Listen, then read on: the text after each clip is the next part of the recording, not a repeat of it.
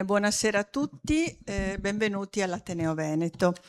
In questi anni abbiamo ricordato spesso i nostri soci illustri. Non lontano da qualche mese fa abbiamo ricordato Marino Berengo, ancora prima abbiamo ricordato Nane Paladini, ma erano ricordi che avvenivano a 20-25 anni dalla scomparsa. Questa volta ci troviamo a commemorare un nostro socio illustre in una situazione che invece l'avrebbe voluto presente, perché avrebbe dovuto Augusto Gentili essere qui con noi oggi, ma si sa, il destino e la vita vanno così. Ma alla fine penso che non ci sia maniera migliore per poter ricordare un fine importante intellettuale qual era Augusto Gentili parlando di una sua opera. Forse è la maniera migliore, e di una sua opera che parla di un periodo a lui molto caro e tra l'altro in un anno assolutamente particolare, quali sono i 450 anni dalla morte del suo amato Tiziano. Possono essere solo coincidenze. A me piace pensare che siano dei segni del destino, che a volte, come dire, si intrecciano in maniera particolarmente coerente. E altri ricorderanno tutte le qualità professionali, personali di Augusto Gentili. Io ricordo che è stato fatto socio all'Ateneo nel 94, prima residente nel 2015, poi non residente, e poi onorario, che è la massima carica che attribuisce il nostro istituto, esattamente 10 anni fa. Io voglio ringraziare ovviamente tutti i relatori, ma soprattutto la figlia, ci fa molto piacere averle con noi, la nipote e la compagna di Augusto Gentili. La vostra presenza è particolarmente significativa perché riempirà questo ricordo ancor più del già tanto affetto che si dimostrerà da parte del nostro Ateneo, che è stato davvero onorato, e non è una parola che uso così ad pompam, è stato veramente onorato di avere Augusto Gentili tra i propri soci. E lascio ora la parola al past president Michele Gottardi. Grazie.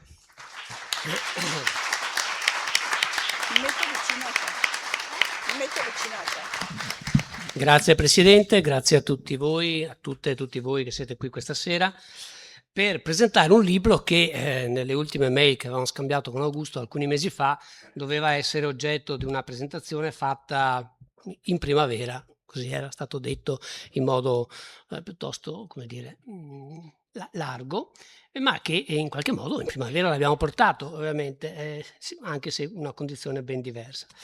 Volevo ricordare che già è stato detto che Augusto Gentili, che nasce 83 anni fa, ne avrebbe compiuti 83 pochi giorni fa, se non sbaglio. Il rapporto con Venezia, al di là dell'arte e dei suoi preferiti, di cui parleremo questa sera, non nasce quando si trasferisce qui ad insegnare nel 98, venendo dalla Sapienza, dove aveva iniziato nell'83. Nasce molto prima, come giustamente mi ricordava stamattina Daniele Ferrara, nasce ad esempio nel 92, quando non è ancora socio dell'Ateneo, dove qui si presenta Venezia 500. Si presenta a Venezia 500 e poi dopo 2 anni diventa socio dell'Ateneo e poi nelle sue molte frequentazioni, possiamo vederne per esempio l'ultima importante e famosa, questa è quella che conclude tutta una serie di lezioni che lui fece nel corso di storia veneta, di storia dell'arte, che prima diretto da Eleana Chiappini di Sorio, poi da Camillo Tonini e oggi fino alle ultime vicende attuali, però lui era un ospite fisso e accettava sempre con grande generosità. Qui lo vedete, qui ci vedete, il giorno della Lectio Magistralis che lui fece nell'addio all'insegnamento di Ca' Foscari. Io ero allora presidente dell'Ateneo e facemmo una situazione che qualsiasi altro vigile del fuoco ci avrebbe bloccato la serata. C'erano i ragazzi, la gente, i colleghi seduti per terra dappertutto. Quindi insomma potete capire se sono un po' emozionato. Dopodiché, insomma, è come dire, l'istituzione di Campo San Fantin è stata un po' per Gentili un po' il riferimento principale, per lui, ripeto, non veneziano, perché qui in qualche modo trovava una sorta di eco, non accademica da un certo punto, ma accademica e scientifica dall'altro. Ecco. Ed è questo che soprattutto in lui, in queste sue bestie un po' anarcoidi che aveva, come dire, per principio Bastian Contrario, e questo forse è anche il motivo per cui la fece qui l'ultima lezione. Il 13 dicembre 2013. E volevo dire, prima di cedere un po' la parola a tutti i relatori che seguiranno questa sera, che l'addio alle armi in Ateneo fu una vera celebrazione. Ho già detto, con generazioni di allievi e di colleghi accorse da ogni parte d'Italia, e il titolo era lampantemente autobiografico, almeno così l'ho letta e l'abbiamo letta quella sera. Vittore Carpaccio in memoria di un capitano, che parlava sì della tela del museo Thyssen-Bornemisza di Madrid, ma vi leggeva una storia tutta costruita per simboli e segnali che mandava alla platea. Sono andato a rivedere l'abstract che aveva consegnato, che noi mandiamo prima di ogni intervento, di ogni conferenza. Quando infatti Gentili descriveva il capitano dicendo che, cito, non era riuscito a sfuggire alle insidie dello stagno fangoso, del cagnaccio che sale dal declivio, dei falchi che scacciano e abbattono uccelli più deboli, e il suo sentiero arido e sassoso, dominato da un albero quasi completamente disseccato, è la difficile via della virtù che attraversa il giardino del dolore e della morte, della rinascita e della memoria. Parlava di sé, del difficile mestiere del ricercatore, dello studioso, e che, come dire, al quale lui aveva improntato 40 anni di ricerca e di studio. Altri ricorderanno tutti i suoi intensi lavori da Tintoretto a cui dedicò l'ultima conferenza veneziana nel 2018 a Veronese, Carpaccio, come avevo detto, Lotto, Tiziano e fino appunto ai ritratti di cui oggi presentiamo l'ultimo volume, Ritratti al dettaglio, Venezia e dintorni, 1500-1575, edito da Bulzoni. Ecco, con questa breve introduzione io ringrazio tutti coloro che hanno voluto partecipare e ricordare la figura di Augusto questa sera, e lascio la parola a Leandro Ventura, che interviene un po' sui prodromi del volume, ricordando il convegno, il ritratto e la memoria e agganciandosi agli esiti che si leggono nell'ultimo lavoro di Augusto attraverso alcuni esempi. E ecco, quindi prego e grazie.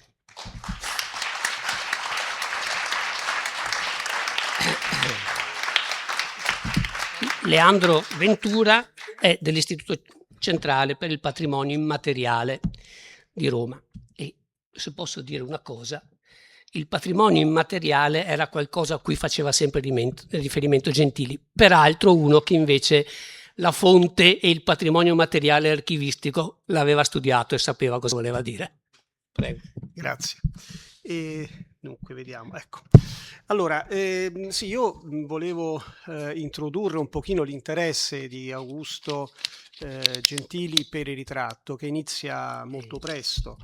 Inizia praticamente con l'organizzazione di questo convegno. È un convegno che si svolse a Roma nel 1989, organizzato dal Centro Studi Europa delle Corti.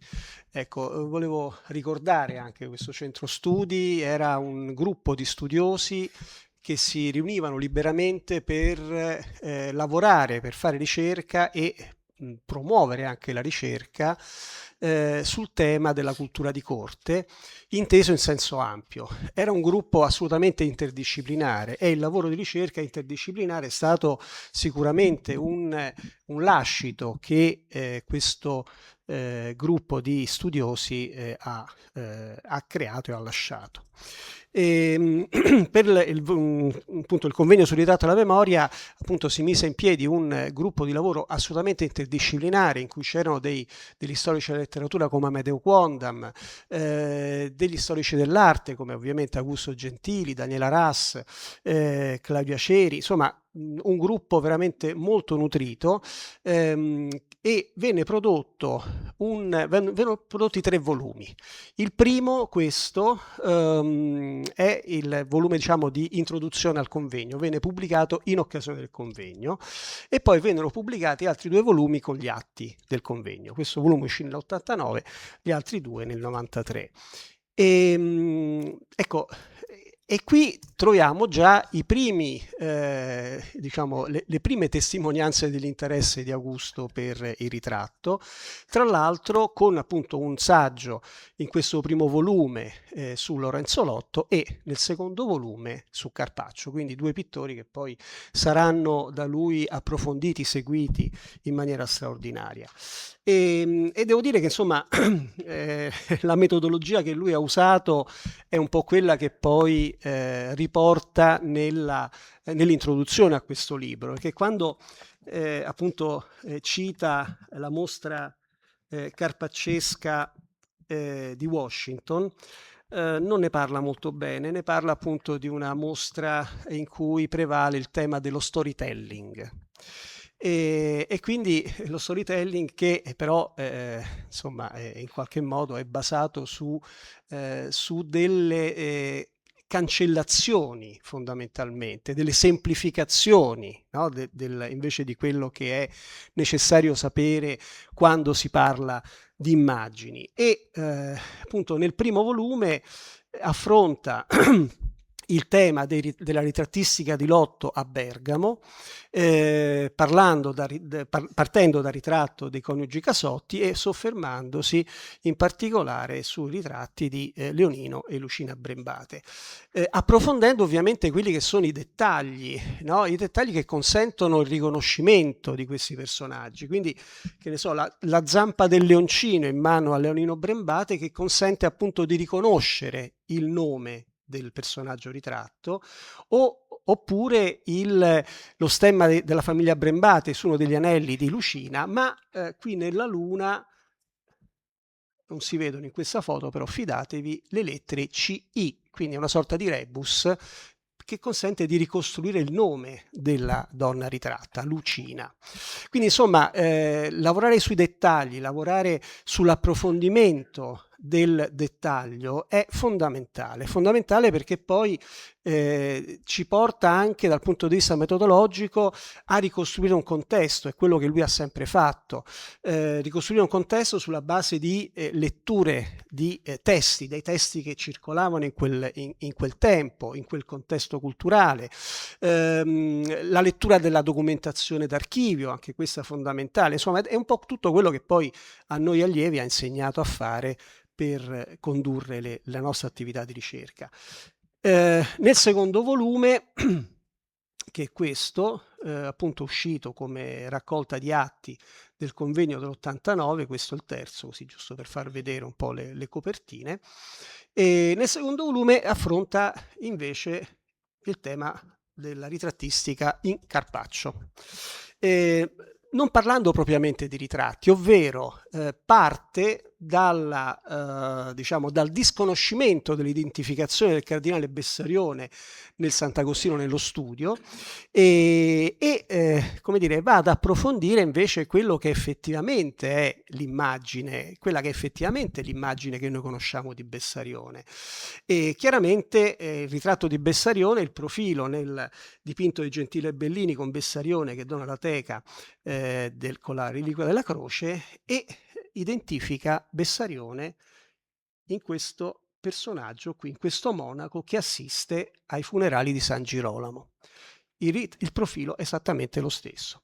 Quindi insomma anche qui lavorare anche sulla fisionomia era fondamentale, sul contenuto delle immagini, quindi non solamente sull'aspetto simbolico, sul dettaglio, ma anche proprio sulla costruzione iconografica del dipinto, che consentiva appunto di riconoscere, di proporre delle identificazioni importanti. Anche Bessarione era stato importante per la scuola dalmata, perché nel 1464 aveva concesso un'indulgenza alla scuola dalmata, e quindi era importante per gli Schiavoni appunto ricordare questo cardinale importante per Venezia, importante per la scuola, attraverso questo ritratto. Quindi insomma diciamo che questo avvio di interesse sul ritratto è sicuramente un punto di partenza che poi ha portato avanti il lavoro di Augusto nel corso degli anni, e appunto noi come allievi abbiamo seguito negli anni romani,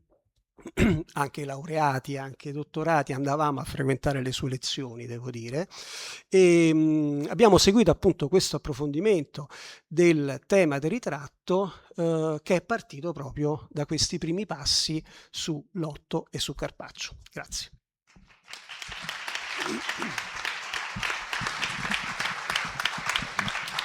Grazie a Leandro Ventura anche per i tempi perfetti che piacciono molto al moderatore quando vengono mantenuti. Daniele Ferrara, direttore della direzione regionale dei Musei Nazionali del Veneto, invece dovrebbe occuparsi di un altro dei temi caldi dell'introduzione a questo libro, ovvero il rapporto tra l'opera e il museo. A proposito, prima si è detto storytelling, adesso vediamo come invece molto spesso si pensi più al museo che all'opera. Prego. Buonasera a tutti. Sì, mi sono focalizzato sulla introduzione del libro di Augusto Gentili. Ritratti al dettaglio avvolge il lettore grazie alla scrittura fluente ed elegante e lo conduce in maniera chiara e lineare attraverso la complessità delle questioni trattate. Alla scrittura, e molti in questa sala lo sanno bene, corrispondeva la fascinazione della sua oratoria, capace di tenere concentrati sui caratteri delle opere e dei personaggi e sulla ricostruzione delle specifiche situazioni e dei contesti. Nell'invitare a leggere il libro, e notazione logistica, la libreria Foscarina so che ne ha richiesto accortamente una discreta scorta, traggo dall'introduzione alcune considerazioni che vedo calzanti in rapporto ai musei e in senso più ampio fra l'attività di ricerca e insegnamento di Augusto Gentili e il patrimonio culturale.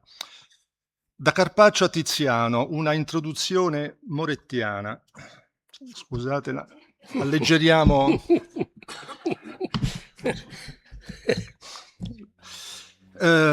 Così è intitolata l'apertura del libro. Penso che l'aggettivo richiamante il regista sia dovuto a quei tratti di amara ironia e di malinconia che la contraddistinguono, ma questi servono a coinvolgere di più nelle interessanti letture dei ritratti presi in esame nelle storie umane che vi sono dietro. Non vi vedo una rassegnazione, ma una volontà di rendere ancora una volta un'efficace testimonianza di opposizione al sistema statico della cultura, o fintamente dinamico, se si vuole, all'ordine sociale e politico rigido e respingente. Gentili nell'introduzione ha scritto della propria fortuna nell'essersi formato in un periodo in cui in Italia si scoprivano e si leggevano Warburg, Panofsky, Steinberg, Adorno, e in cui si potevano incontrare, cito, maestri solitari e inconsapevoli come Battisti, Bonicatti e diversi altri. Da questi presupposti Gentili ha poi finalizzato il suo lavoro per, virgolette, capire la costruzione di senso di un'immagine all'interno di un percorso contestuale definito da altre immagini, orientato da fonti, documenti e ogni altra possibile scrittura.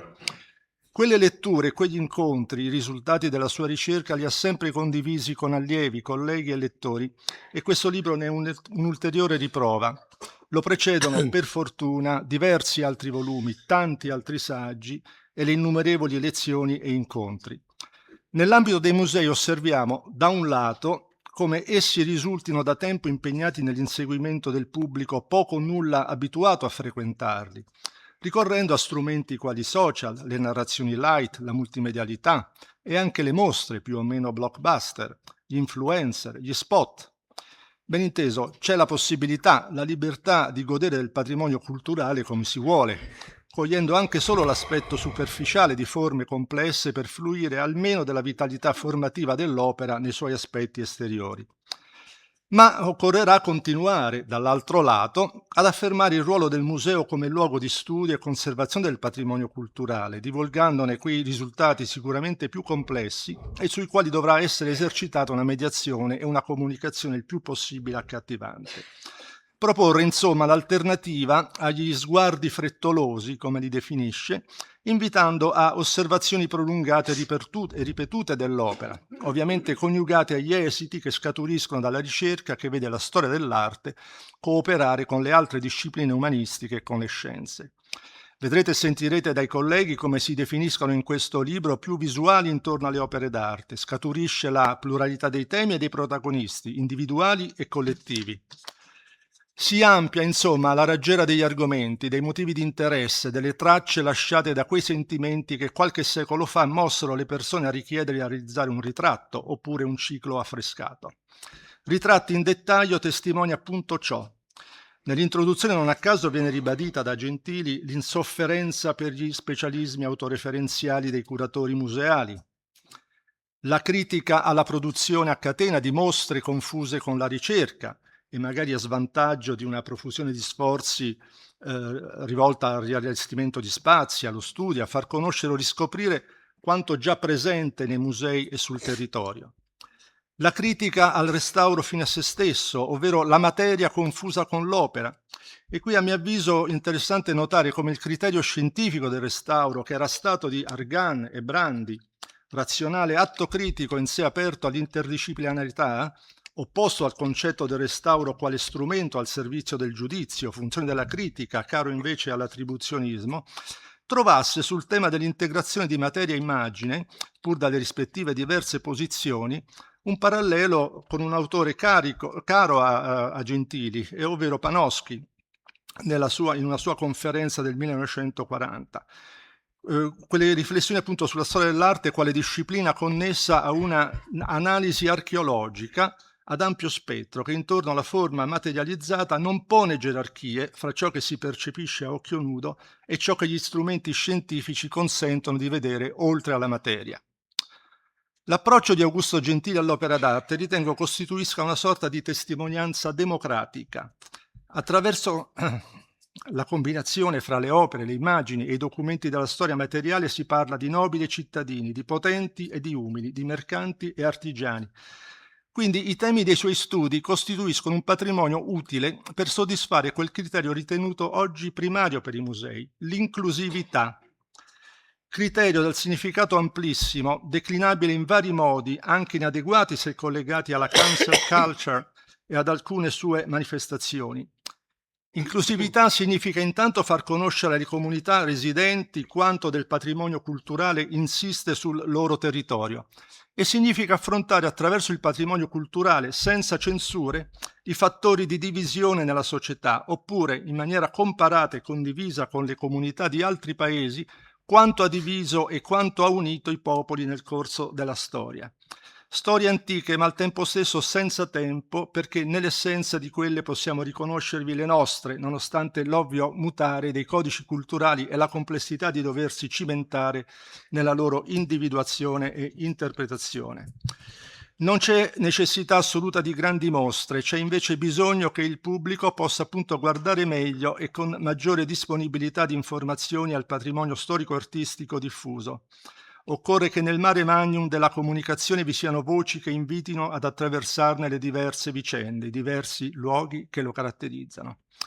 La maturazione della consapevolezza civile e della propria identità che ne derivano si uniscono al godimento della bellezza e al fascino della storia.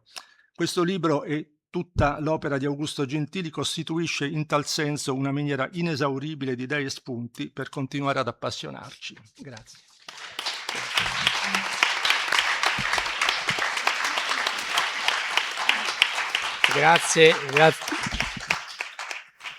Grazie a Daniele Ferrara.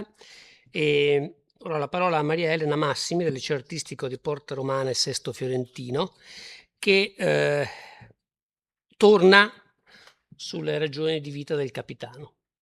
Ho il privilegio e l'onore di presentare il primo saggio del libro, ovvero Il capitano veneziano di Vittore Carpaccio, dedicato a Carpaccio e al capitano del museo Thyssen-Bornemisza di Madrid, un giovane uomo in piedi, in armatura e armato, con alle spalle alcuni edifici, un personaggio a cavallo, il profilo di una città sul mare e tutt'attorno una miriade di animali, piante e fiori. È lui quello sulla copertina del libro. Sono lieta di poter parlare del capitano in questa sede perché è qui, all'Ateneo Veneto, che lo stesso Gentili ne ha parlato nella sua ultima Lectio Magistralis del 2013, come appena ricordato dal dottor Gottardi. Il primo studio che Gentili ha dedicato a Vittore Carpaccio risale al lontano 1986 ed è del 96 la sua monografia carpaccesca intitolata significativamente Le storie di Carpaccio. In 40 anni di frequentazione, Gentili ha abbondantemente dimostrato di che pasta è fatto questo pittore, dal cui pennello sono sortite le immagini più mirabolanti, Gentili le definiva così, della pittura veneta.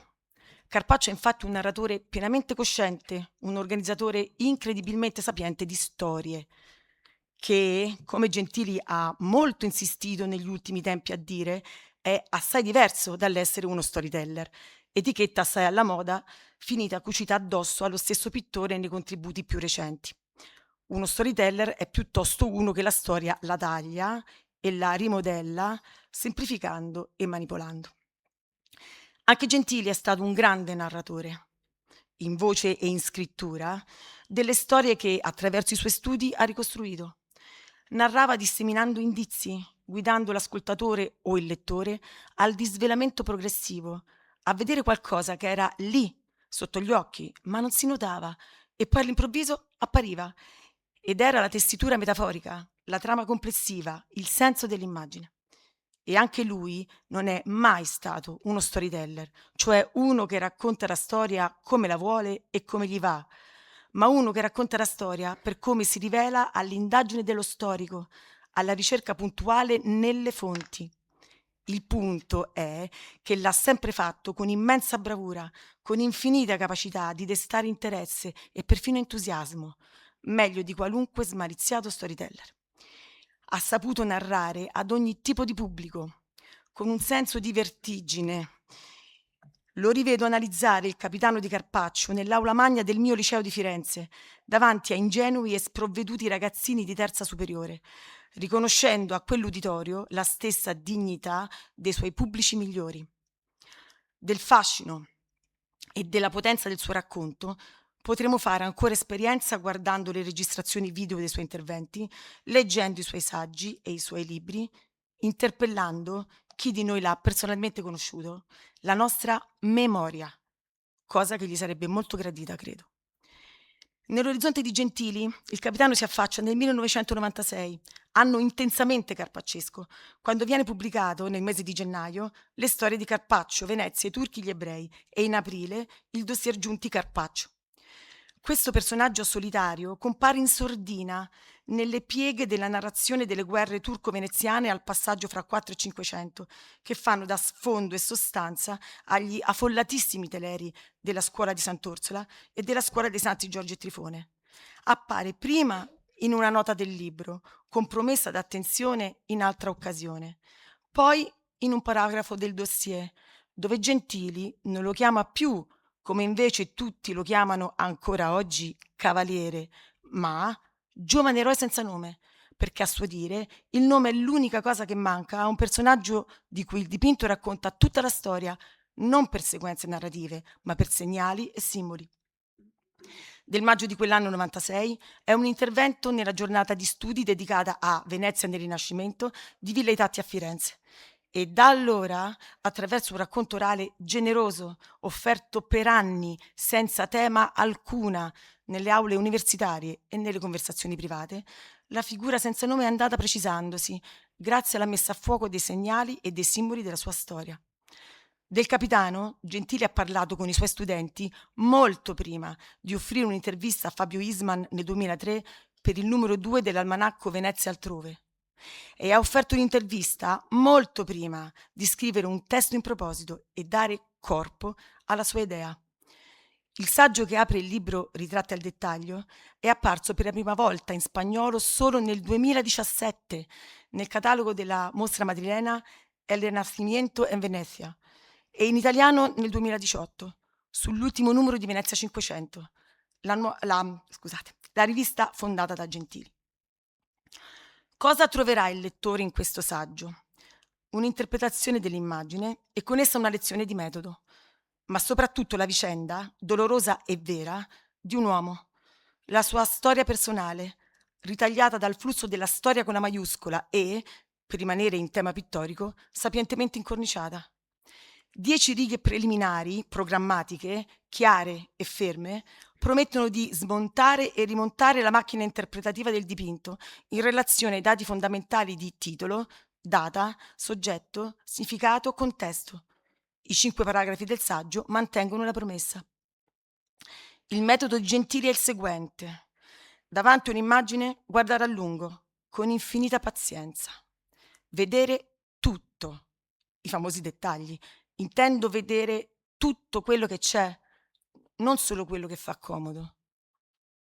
Descrivere tutto, cercare confronto e conforto nelle fonti di ogni tipo, figurative e testuali, letterarie, documentarie e materiali, di cultura alta e bassa.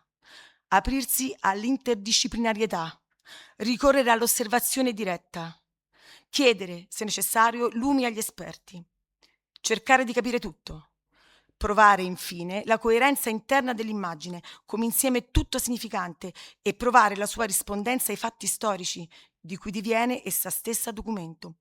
È l'iconologia contestuale che Gentili ha insegnato ai suoi allievi. Vediamo, proprio in relazione al capitano, come questo metodo funziona. Guardare a lungo significa stabilire che l'opera non può essere del 1510, come pure sembra dire il cartellino a destra, perché somiglia a quelle che Carpaccio dipinge prima, a inizio secolo. Significa capire che il cartellino è guastato dal tempo e dai restauri e non è più giudicabile. Vedere tutto significa notare la posa fiera del personaggio, ma anche, al contempo, la sua espressione triste.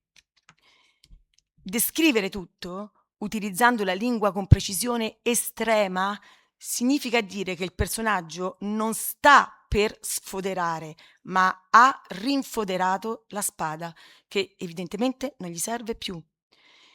Cercare il confronto con le fonti figurative significa accorgersi che quella posa fiera è la stessa delle statue dei capitani defunti sui monumenti funebri delle chiese veneziane.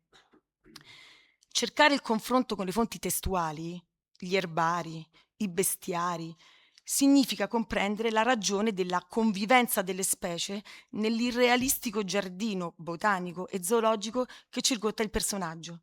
Specie che infatti abitano tutte assieme lo spazio barra la dimensione del simbolo, non lo spazio barra la dimensione della realtà.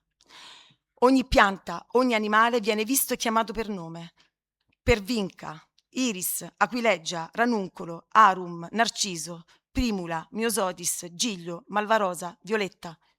Ermellino, rospo, cane, cervo, coniglio, avvoltoio, cicogna, falco, airone, pavone. Tutti sono sé e, grazie al loro valore simbolico, altro da sé. Vita breve, sofferenza, dolore, lotta, morte. Onore, memoria, eternità. Dettagli significanti e funzionali al discorso d'insieme, un discorso serrato e chiarissimo che parla di morte in tempo di guerra. Cercare il confronto con le fonti letterarie, i cantari popolari 4-500eschi che narrano le guerre fra Venezia e i turchi, significa capire che all'interno di quello strano zoo, il cane di grossa taglia, dietro le spalle del personaggio, visivamente acquattato sotto la spada rinfoderata, è al contempo il nemico turco, popolarmente qualificato sempre con l'epiteto di cane, che è insomma il turco, il nemico d'arme del nostro personaggio.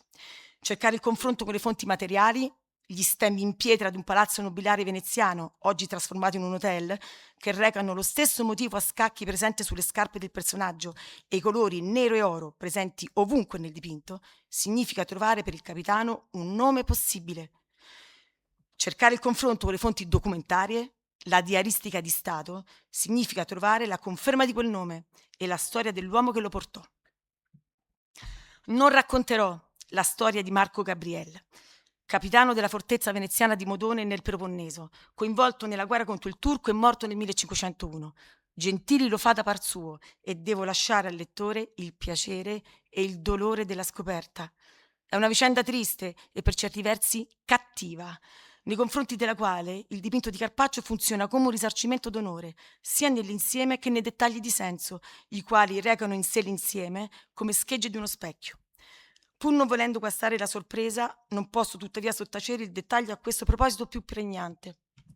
Il cartellino con il motto «Preferisco morire piuttosto che macchiarmi», dipinto accanto all'ermellino che odia sporcare di fango il suo candido mantello. Questo motto è il modo geniale che Carpaccio ha trovato per farci ascoltare la voce amareggiata del suo capitano, e Gentili si è messo magnanimamente in ascolto, secondo un habitus che era suo anche nelle relazioni e nella vita. Lo studio sul capitano veneziano è un esempio della sua volontà irremovibile di risarcire la memoria degli uomini. Il peso di questo lavoro nella storia personale di Gentili si misura considerando che con esso ha voluto chiudere la sua creatura Venezia 500 e aprire il libro che si è rivelato, purtroppo, l'ultimo che ha scritto. Il capitano di Carpaccio è stato il compagno di avventura finale di Gentili. Chissà se, nella lunga frequentazione fra i due, non ci sia stata per lo studioso, in qualche momento, ma le parole che ha detto prima il dottor Gordatti mi confortano in questa lettura, dicevo, chissà se non ci sia stata per lo studioso in qualche momento, oltre alla comprensione profonda, l'empatia e una sorta di identificazione con questo personaggio, oltraggiato dagli eventi e dalle malelingue. Quel che posso in coscienza dire è che il motto del capitano si attaglia perfettamente anche ad Augusto Gentili, alla sua incrollabile coerenza intellettuale e alla sua specchiata moralità di studioso, perennemente aliena dalla macchia infangante e compromettente del compromesso. Grazie.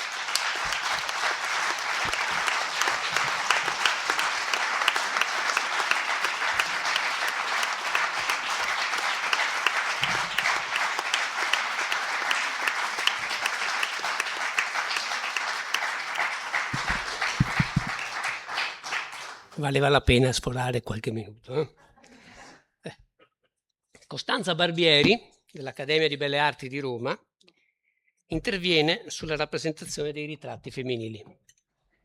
Allora, io ringrazio tantissimo l'organizzazione e l'Ateneo Veneto per questa importante occasione di ricordare Augusto e prima di leggere, perché anch'io voglio rimanere nei tempi, assolutamente, volevo solo ricordare che il tema femminile e questa particolare attenzione che a un certo punto si è diffusa al gender, che è sull'onda lunga degli Women Studies, e anche in relazione all'attenzione che al legame che Augusto Gentili aveva con Rona Goffen, che è l'autrice, come sapete, delle donne di Tiziano, Titian's Women, che è un libro anche quello memorabile.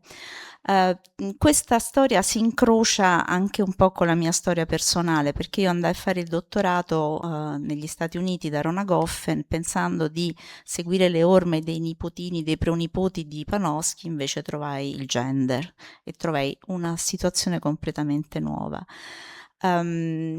molto stimolante ma un po' diversa da quello che mi ero aspettata, e in questa vicenda divertì moltissimo Augusto, no? Che sogghignava sotto i baffi come era solito fare e guardava con una curiosità e con altrettanta distanza inizialmente. Poi ci furono le mostre molto più recenti, del 2022 a Palazzo Reale, prima a Vienna al Kunsthistorische. Ci fu tutta una sequenza di approcci sui contenuti interessantissimi da un punto di vista non solo della lettura contestuale, per dare il ruolo del femminile, ma anche per inquadrare da un punto di vista filosofico, politico, ideologico il ruolo del femminile. Augusto colse l'occasione per un arte dossier, mi ricordo un dossier sulla storia, insomma, anche quello uscito in concomitanza con la mostra di Milano, sulle donne di Tiziano. E riprese e rianalizzò un approccio che era da un certo punto di vista diverso, ma indipendente, ma affine. E adesso, per essere più breve, cerco di andare veloce.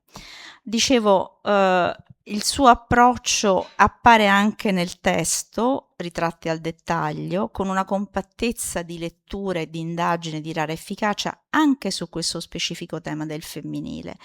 E dicevo che questa grande fortuna che hanno avuto gli Women Studies nella letteratura angloamericana hanno avuto un po' meno fortuna sulle arti figurative del Rinascimento, perché tra l'altro quello sguardo che Augusto esercitava nell'analisi, sull'analisi del ritratto, sull'identificazione del personaggio ritrattato, quello sguardo consapevole Augusto lo esercitava già da molto tempo e anche senza gli strumenti della lettura gender. Ma l'aspetto paradossale, l'aspetto interessante è il volume su Titian's Women di Rona Goffen, che cito le parole di Augusto, grande libro indipendente e indimenticabile da leggere e rileggere, è stato molto criticato oltreoceano, come saprete, perché per le studiose gender queste mogli, queste madri, queste donne non erano abbastanza libere, perché erano mogli, madri, spose del Cinquecento.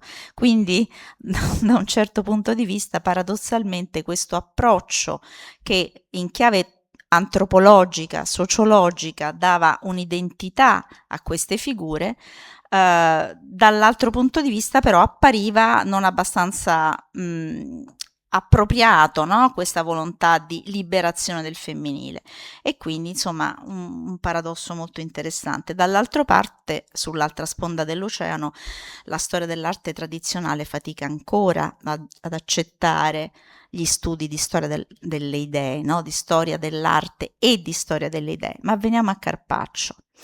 Maneggiare soggetti complessi, ma anche Tiziano lo vediamo nel sottofondo, soggetti complessi come Flore, ritratti femminili di sottile erotismo, dame in attesa del ritorno di mariti, come nel dipinto che vediamo, può risultare rischioso per l'equilibrio mentale di anziani storici dell'arte, poco avvezzi a una lettura storicamente coerente, e così spose promesse che offrono un seno, simbolo d'amore, porta del cuore, o alludono con gesti eloquenti al taglio del cinto virginale, diventano, per un noto studioso anglosassone, pin-up scollacciate. Le dame di Carpaccio cortigiane sfrontate, portatrici di un erotismo da rintracciare più nello sguardo e nei desideri dell'osservatore che nella realtà dipinta. Antitetica alle proiezioni di gusti e fantasia storiche, l'indagine presentata nel libro è il frutto di una paziente tessitura che ricompone il puzzle. Nel caso delle dame, nelle due tavole brillantemente ricongiunte appaiono gli stemmi gentilizi, la caccia dei mariti in lontananza, i cagnolini in primo piano, emblemi di fedeltà coniugale e concordia maritale. Un disvelamento che restituisce ai contesti e ai significati originari, cancellando giochi ambigui e romanzeschi. Altra opera emblematica è La vecchia di Giorgione. Questa è la vecchia e poi c'è la vecchia nuova, a cui è dedicato il secondo capitolo del libro. Un corretto approccio storico-sociale antropologico riconosce per la prima volta gli attributi e il ruolo della ritrattata, grazie a dirimenti confronti iconografici. La vecchia, non a caso descritta in tutti gli inventari come madre, è una nutrice che indossa la cuffia a sacchetto, getta sulla spalla l'asciugamano a frange per detergere il poppante da eventuali rigurgiti o soccorrere con la sua esperienza nutrici meno esperte. Gli attributi pertinenti al ruolo sono riscontrabili nelle analoghe figure che accompagnano le sante puerpere come Anna e Maria, oppure in contesti laici, l'accompagnatrice dell'antica lattante ormai cresciuta, come avviene nei dipinti di Carpaccio, Veronese, eccetera. Rispetto alle ipotesi di lettura astrattamente allegoriche, complice il problematico cartiglio col tempo, per nulla correlato al gesto della protagonista, Gentili segnala come la presenza del parapetto definisca, e questo mi sembra molto interessante, il campo semantico del ritratto, non quello dell'allegoria. Più probabile un'aggiunta successiva per trovare una collocazione sul mercato del collezionismo, e vale la pena di ricordare proprio come il recente restauro abbia ricordato come la balaustra e il parapetto fosse stato originariamente, ora è pulito, ma completamente ricoperto e quindi reso non più visibile.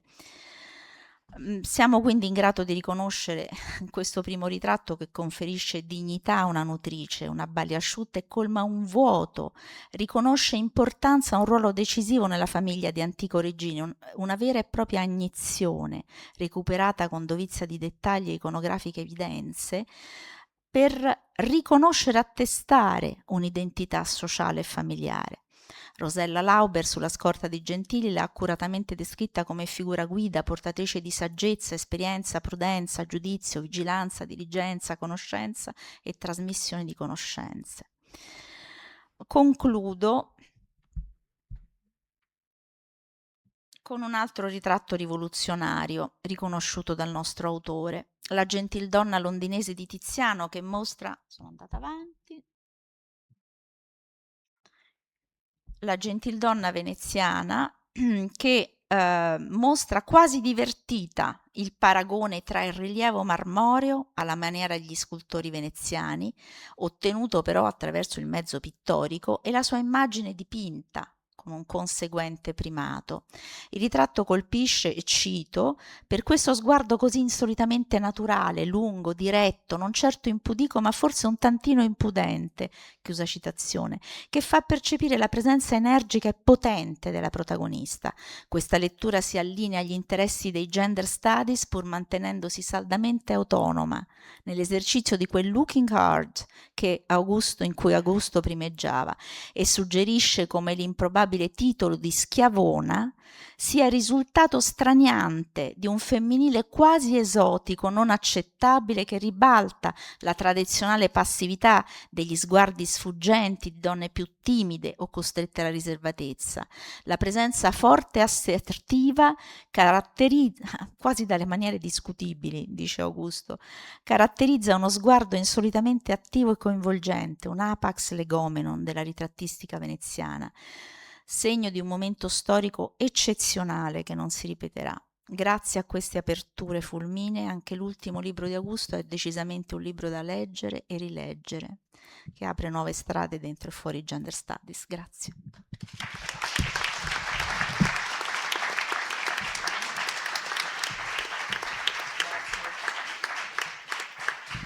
Grazie a Costanza Barbieri. Interviene ora Francesco Trentini della Direzione Regionale dei Musei Nazionali, che sposta l'attenzione sul ritratto come forma di vita. Insomma, Lorenzo Lotto e dintorni. Anche. Grazie a tutti.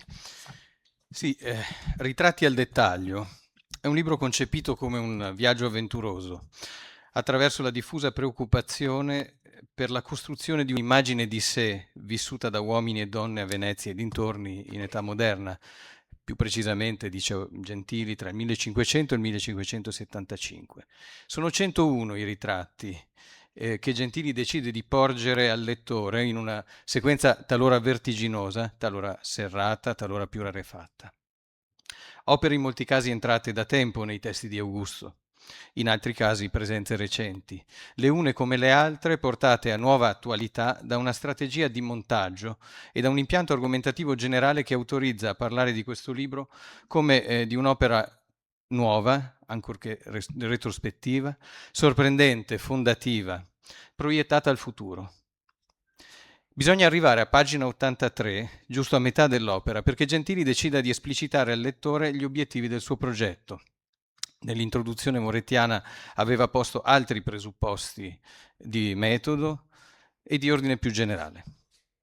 Cito: «Ho voluto parlare di ritratti in termini di significato, di intrecci con gli accadimenti principali della vita degli uomini e delle donne nella dimensione contestuale della città e della famiglia, di sondaggio nella dimensione sociale e psicologica delle mentalità e dei comportamenti, delle devozioni e dei sentimenti». Fine citazione. Il ritratto dunque come finestra sui casi del vivere, e per questa via Gentili mira a tenere ostinatamente aperti alla storia dell'arte i territori di un auspicato umanesimo contemporaneo, invitando a procedere in favore della fatica della comprensione, della costruzione di senso e dell'inesauribile e inesausto lavoro di volontà, funzionale ad aprire gli occhi per tornare a vedere.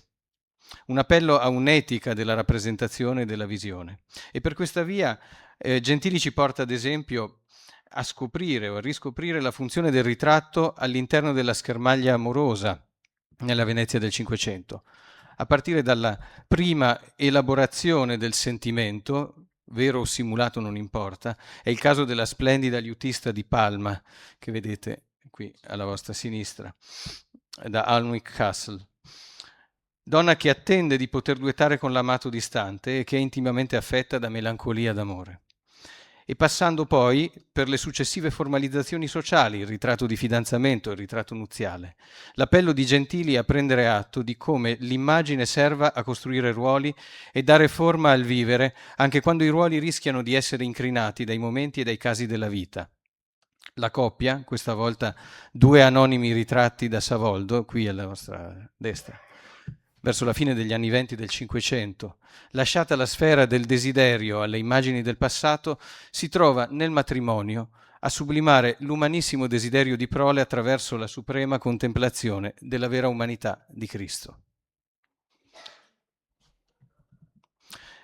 Ricordo che ai suoi esordi di studioso Gentili ebbe a lavorare sull'Anatomy of Melancholy di Robert Burton, un sedicente trattato medico di poco meno di 1 migliaio di pagine che ossessivamente, è il caso di dirlo dato il tema, cerca di dare definizione e forma allo stato della melancolia, in un viaggio letterario che solo apparentemente sembra sistematico e che si muove con grande libertà dai filosofi antichi a Shakespeare, dalle sacre scritture a Ficino, diventando per Burton una chiave per testimoniare lo sgomento di fronte a questa speciale condizione umana. Avrebbe dovuto studiarne il frontespizio, Gentili. Si portò appresso le parole di Burton per tutta la vita, come un problema aperto. Il ricchissimo giovane della National Gallery, ritratto da Alessandro Bonvicino, detto il Moretto, agli inizi degli anni 40 del Cinquecento, con il suo motto greco Iu lian potho, introdotto, lo vedete lì nel dettaglio, a sostituire le spille da cappello, vorrebbe essere un precoce testimone degli abissi di una soggettività moderna, non più contenibile entro gli schemi del ruolo sociale. Vorrebbe forse dischiuderci ai territori laceranti di quel desiderio, potho è il desiderio appunto, che porta alla follia Otello o Amleto. A giudicare da come anticipa la posa dell'ipocondriacus che vedete sul frontespizio, potremmo dire di sì. Ma Gentili nota con ironia quasi erasmiana il lusso di cui si circonda e a cui sembra ben saldamente aggrappato, proprio come l'evangelico giovane ricco, non lo rende più che tanto credibile, almeno sotto lo sguardo tagliente del Moretto. Un inventario del 1668 dell'Archivio Familiare Martinengo, pubblicato nel 2018, conferma l'identificazione dell'effigiato con il 30enne Fortunato Martinengo, che certo fu legato a Ortensio Lando, Anton Francesco Doni, a Sperone Speroni, a Pietro Aretino e poté fondare per sé l'Accademia dei Dubbiosi nel 1545, ma rimase sempre un umanista di lusso. All'interno dello stesso capitolo in cui Gentili parla di Martinengo, troviamo anche Juan Paolo da Ponte con il suo ritratto tizianesco e la sua gelosia verso la figlia Giulia. E poi, insieme all'iroso eremita Gregorio Belo, il superstizioso domenicano, in veste di San Pietro Eremita del Museo di Cambridge, entrambi di lotto. E nello scorrere titoli e volti del libro mi torna alla mente, adesso capisco bene, l'entusiasmo di Augusto, il libro era in chiusura, per una bellissima conferenza tenuta dall'amico Amedeo Quondam al Festival Filosofia di Modena nel 2010. Il tema era il ruolo fondativo del De Remedis Utriusque Fortune di Petrarca, all'interno della tradizione dei moralisti moderni. Nelle parole di Amedeo, Augusto ritrovava tutta la passione per un discorso asistematico sull'umanità, in bilico tra ruolo ed esistenza, tra virtù e fortuna, tra l'informe dell'essere vivi e il difficile lavoro umanistico volto a dare forma alla vita. E capisco che proprio da moralista, in questi termini, Gentili si mette davanti ai dipinti con lo stesso sguardo e la stessa passione, quella cioè dell'indagatore asistematico delle vite di donne e uomini, animato da un'etica sempre relativa, mai metafisicamente fondata, e da un'intrinseca simpatia per l'umanità. Solo a tratti lo troviamo giudicante quando si tratta di colpire uomini entrati nei loro ritratti con troppa presunzione, senza autoironia o senza la dovuta sincerità nei confronti di quel gioco serio del ritratto, che è un modo di consegnarsi allo sguardo dell'altro, mettendosi potenzialmente a nudo e mettendo a nudo lo spettatore. A Berlino 2 raffinati scacchisti senza nome, immortalati a pennello da Paris Bordone intorno al 1540, si fronteggiano da secoli, facendoci attendere l'esito della nuova mossa. La posta in gioco è la formazione del più giovane da parte del più maturo, probabilmente il padre. Gli scacchi, a confronto con le delizie di villa e la discussa moralità del gioco di carte che trovate sullo sfondo, diventano per il tramite del trattato di Jacobus de Cessolis la grande metafora dell'instituzio umanistica intergenerazionale, ovvero della formazione di una vita, che nel caso del giovane deve coincidere con il ruolo istituzionale e politico. È il progetto di una forma di vita improntata alla virtus, che Gentili altrove ritrova nell'associazione tra ritratto e simbolo, e l'abbiamo visto, sempre ricondotto nella sua polarità, sempre presente in rapporto alla presenza dell'effigiato, l'ermellino, per la purezza, lo scoiattolo, con la sua capacità di previsione e provvisione. E soprattutto questa dinamica di virtus e di simbolo emerge quando il problema dell'essere uomini viene sottoposto ai casi di fortuna e allora supera il modello ideale, producendo ansia e delusione, rabbia e passione. Ed è il problema del capitano che abbiamo visto, è il problema dei coniugi Casotti che non possono prevedere i fortunali della vita ma potrebbero cercare di provvedere. E si tratta quindi di immaginare rimedi ai casi di fortuna anche attraverso i dipinti, così come Petrarca faceva attraverso i dialoghi. E di rammentare sempre, con una certa sprezzatura, citando Guillaume de la Perrière, che la conclusiva vanità delle umane operazioni, anche le più elevate, sussiste e dunque il carattere, in ogni caso effimero, dell'ordine sociale razionalmente conosciuto deve essere ammesso. E concludo. L'adesione alla tradizione moralistica umanistica che ho cercato di tratteggiare si salda nei ritratti al dettaglio in maniera perfetta con il progetto di una resistenza alla cultura della cancellazione che diventa cancellazione della cultura, invocando un responsabile lavoro di comprensione dei casi figurativi e umani, inteso come governo della volontà, superando quindi la tendenza a vedere solo ciò che si vuole, e coraggioso progetto interpretativo aperto al dialogo, alla conversazione, tanto cara ad Augusto, perché la verità è sempre relativa ed ermeneutica. E allora si capisce come mai il tema del ritratto nelle sue implicazioni morali si è proposto da Gentili quale ambito di esercizio privilegiato per una attuale storia della cultura e delle immagini che sia costitutivamente storia delle idee e non dei dati. E credo sia per questo che Augusto ci ha regalato quell'incipit memorabile in apertura di volume, forte come un aforisma: io vengo dalla critica, da un mondo inesauribile di idee. Grazie.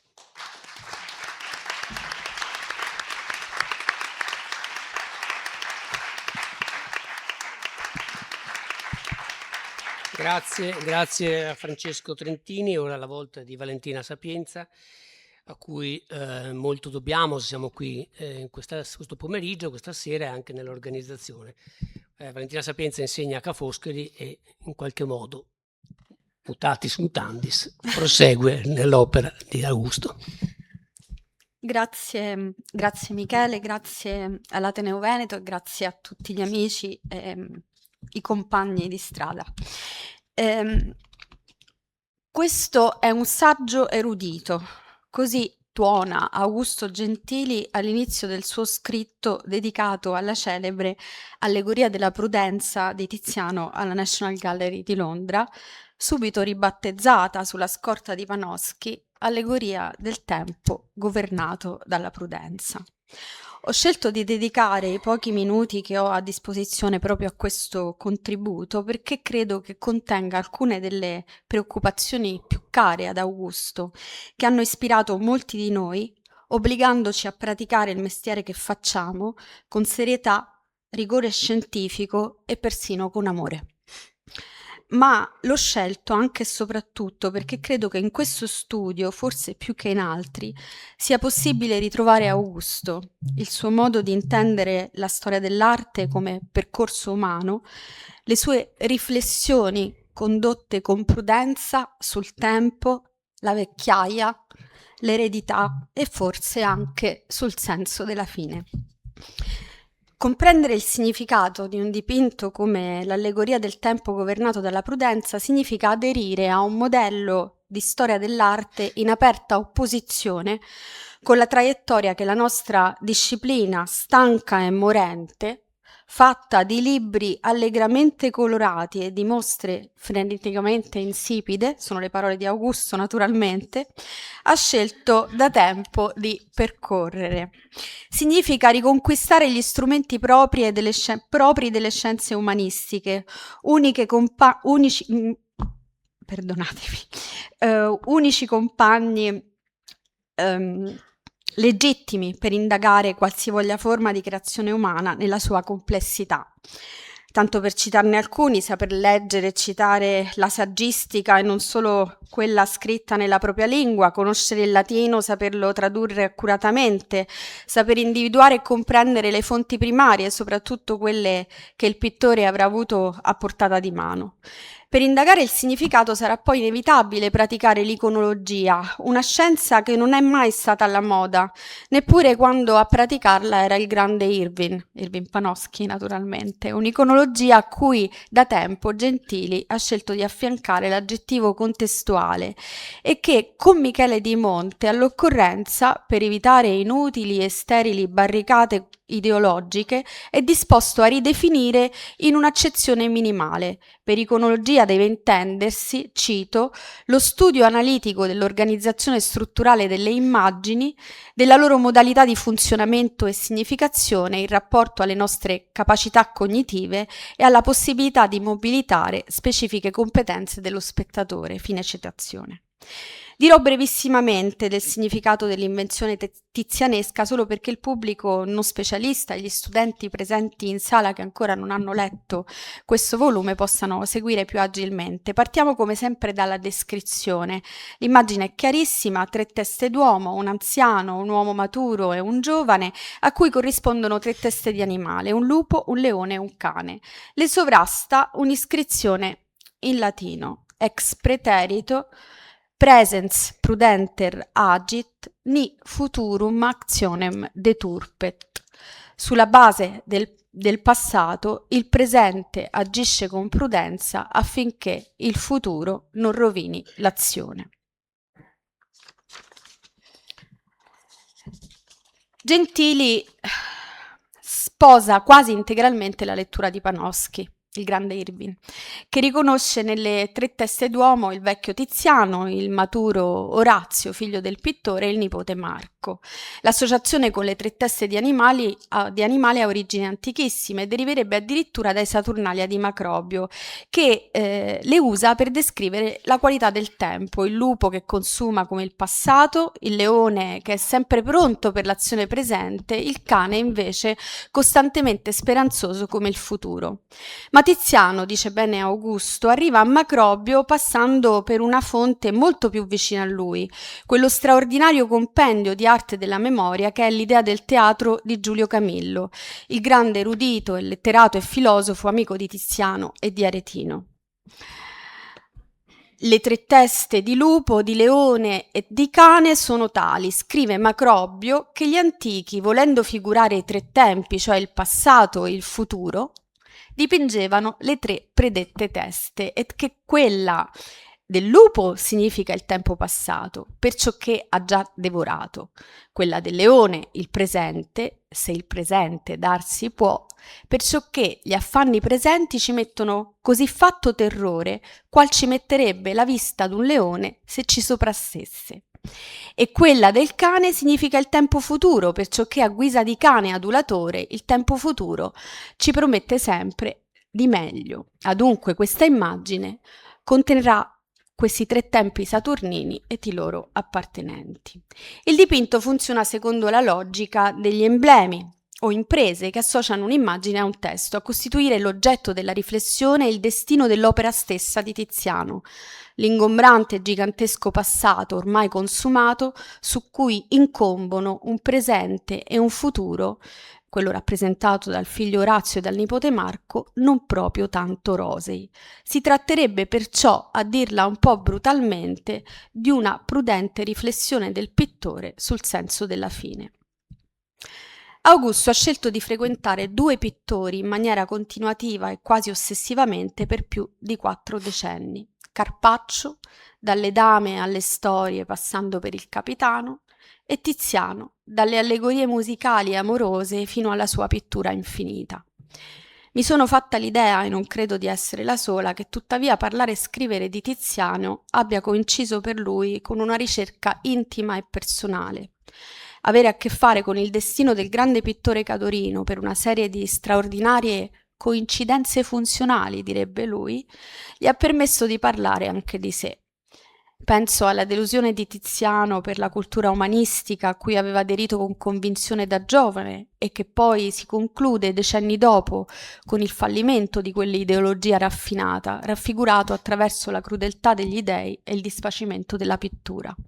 Penso al modo di dipingere di Tiziano, soprattutto nell'ultima tragica stagione, abbozzare una tela, rigirarla contro il muro per poi riprenderla in mano anni dopo, tornarci su, perfezionarla fino allo sfinimento, in un processo creativo infinito.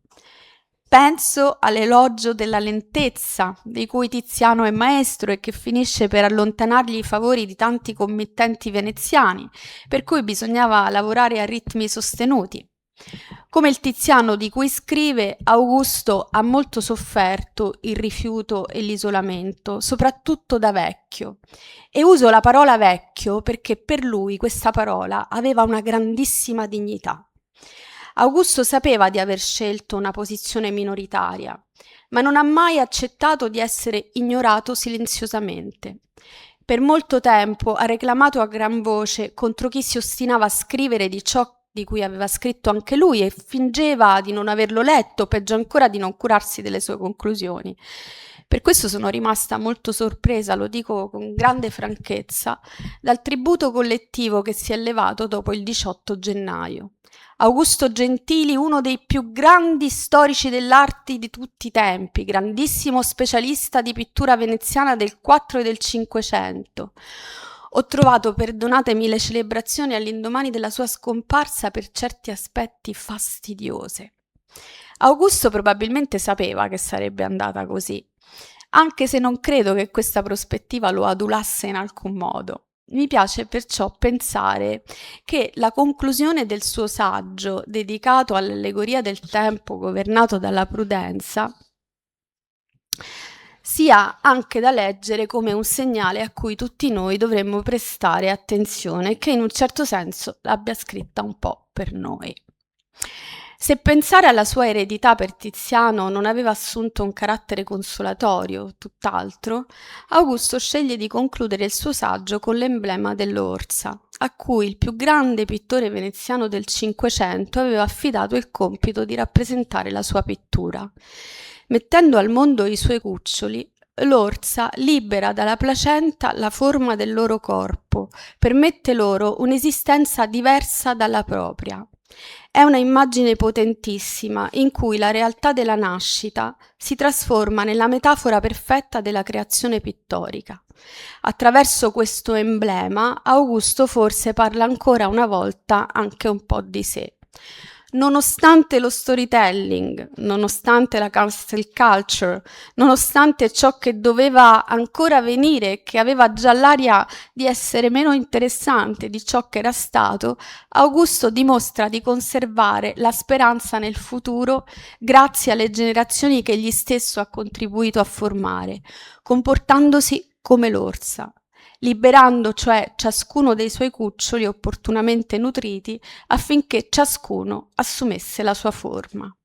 Per questo noi non ci comporteremo come, cito, il drappello di orfanelli di Panofsky che intasavano perennemente l'art bulletin con articoli sulla pittura fiamminga del 400, ognuno dei quali sviluppava le note di quello precedente. Per questo noi faremo una cosa molto diversa, godendo di quella libertà che ha saputo infonderci, e così gli dobbiamo anche questo.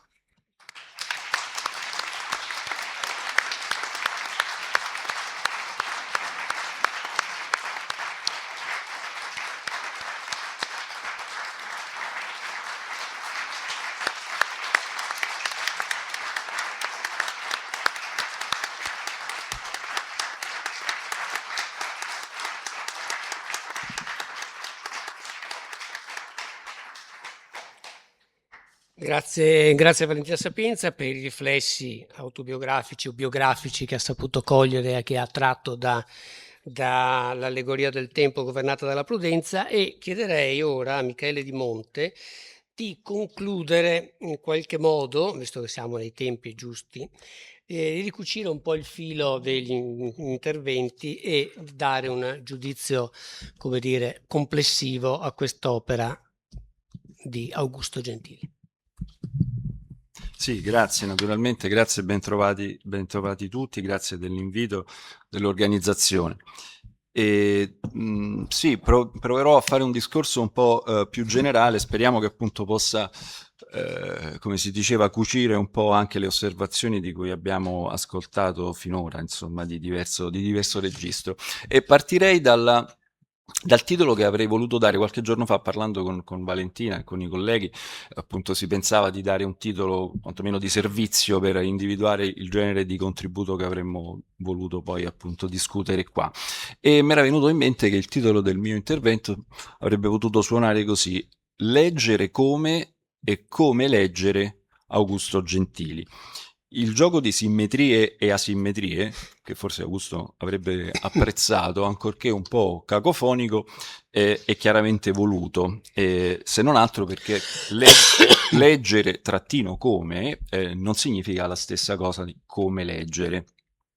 E il riferimento è ovvio, molti l'avranno già notato, è alla formula resa famosa dal filosofo austriaco Ludwig Wittgenstein, che a sua volta appunto si serviva come esempio della popolare immagine utilizzata da un psicologo americano, Joseph Jastrow, che è quella famosa della papera coniglio, probabilmente ce l'avrete presente tutti quanti. Quel genere di immagini che appunto gli psicologi chiamano immagini multistabili o pluristabili, appunto perché se io la vedo in un certo modo, colgo la papera, se la vedo in un'altra direzione o con un altro occhio, diciamo così, allora vedo il coniglio, o l'una o l'altra. La figura, ben inteso, è perfettamente la stessa, non c'è minaccia, diciamo così, di oggettività percettologica, però quello che cambia è la percezione cosiddetta categoriale o inferenziale, vedere appunto come una cosa oppure l'altra. Entrambe le opzioni, è bene ricordarlo subito, sono equipossibili. Non c'è un motivo per preferire l'una o l'altra, anche se qualche volta qualcuno vedrà prevalentemente l'una o preferirà vedere l'una oppure l'altra. Ora, questo riferimento, che sembra un po' astruso, mi rendo conto, non è così gratuito, perché proprio Augusto, nell'introduzione che è stata già citata, evoca il filosofo austriaco proprio a proposito di ciò che la gente, o di ciò che la maggior parte della gente vuole vedere o non vuole vedere. Ed è significativo, secondo me, che qui Augusto insista sul tema del voler vedere e non tanto su quello del poter vedere. Ma ci torniamo tra un momento. Il punto però è anche diciamo pertinente per un'altra ragione, perché appunto la multistabilità o appunto questo carattere aspettuale e variabile non si riduce semplicemente a esperienze elementari come quelle che abbiamo appena evocato, riconoscere o l'anatra o il coniglio, ma investe più complessivamente il senso delle immagini, di tante immagini, più di quanto non tendiamo a credere, del linguaggio e anche di quel rapporto difficile ermeneutico tra l'una e l'altro dominio, tra immagini e linguaggio. E visto che abbiamo citato l'impresa di Tiziano, abbiamo un esempio a portata di mano.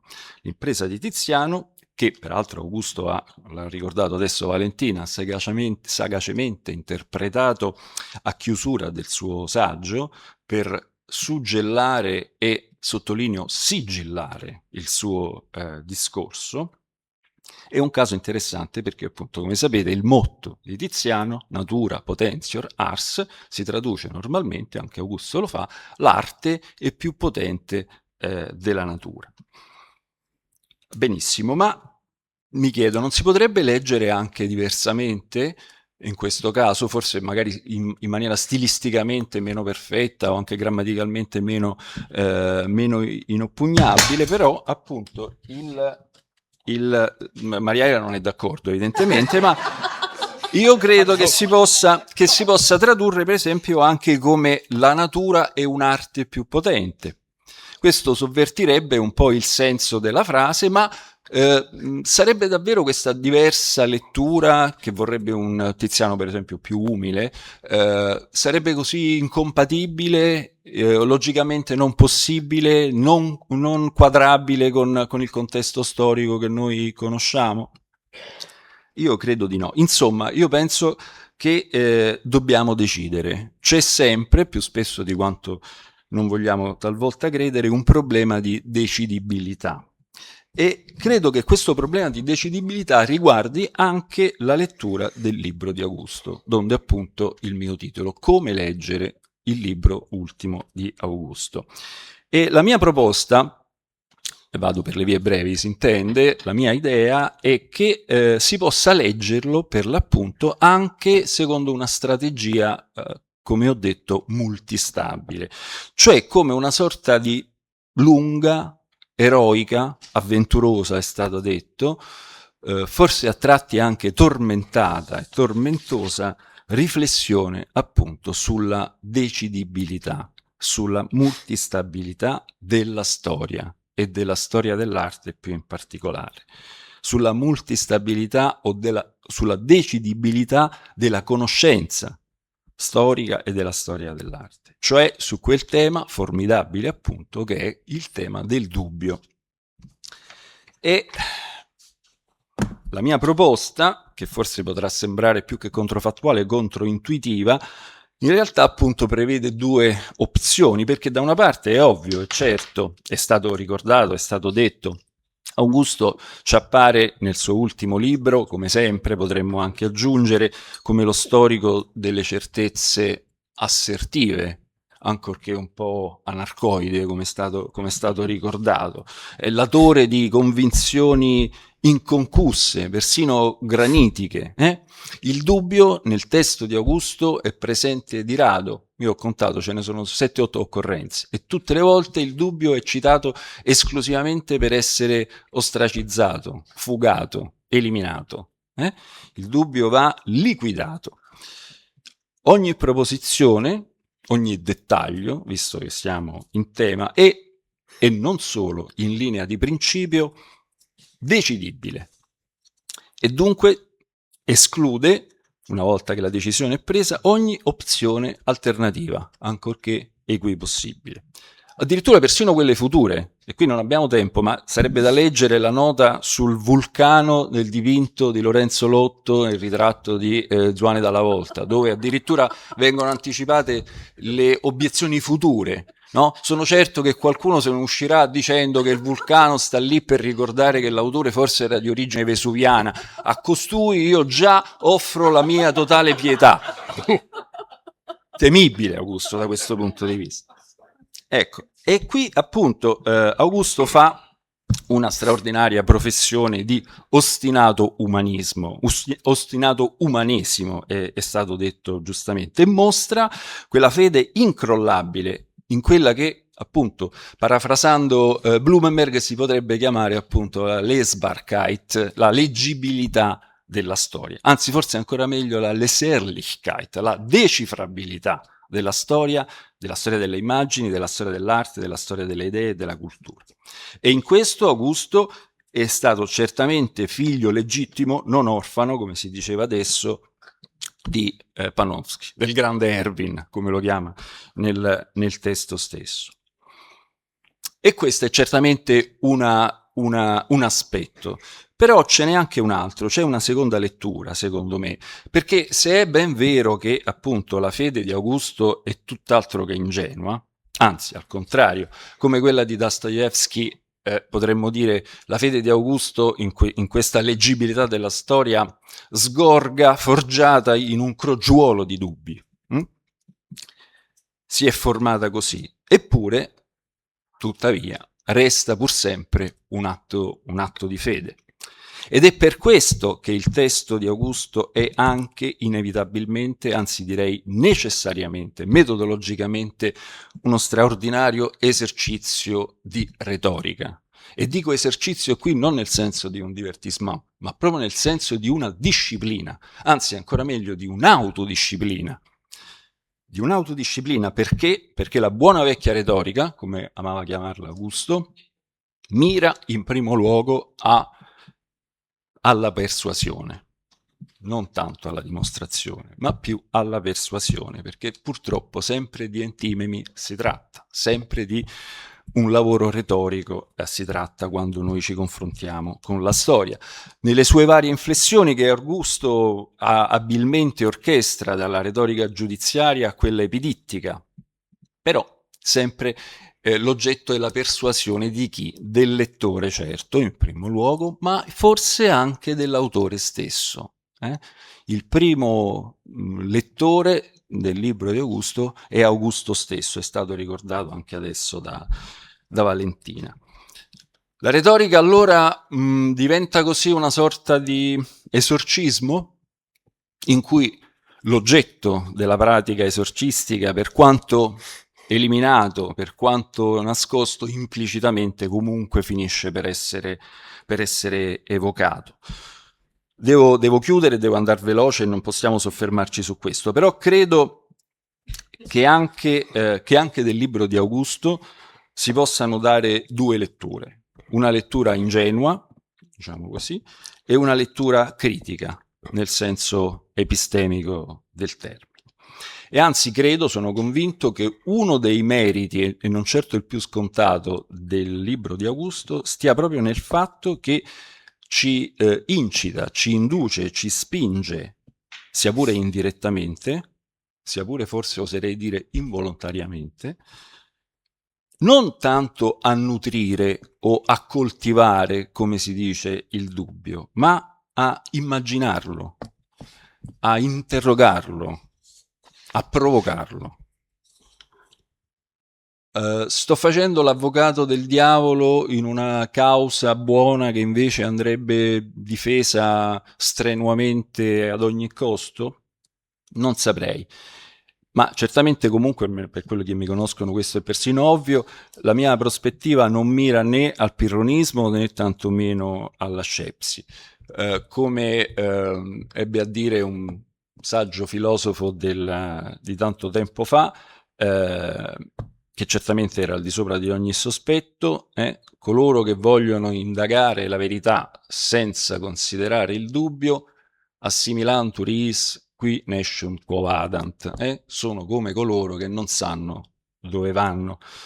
Allora, infine, in chiusura, l'impresa che io immagino, così idealmente, a chiusura del libro di Augusto, l'impresa di Augusto, se mi posso permettere di dire così, potrebbe ancora essere quella dell'orsa, magari nel caso di Augusto dell'orso, che sarebbe meglio, però con un motto diverso. E io proporrei questo: filosofia potentior historia. Ognuno decida come lo vuole tradurre. Grazie.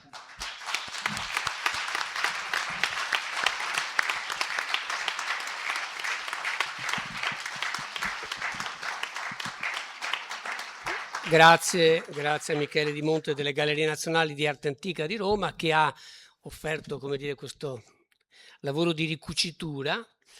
E siamo nei termini e adesso lasciamo spazio a qualche intervento. Vorrei però aggiungere a conclusione di questa prima parte un commento. Post mortem si santificano tutti e come dire, anche i nemici passano, non dico sul carro del vincitore, ma si prestano a questo gioco di santificazione. Io credo che Augusto sapesse tutto ciò.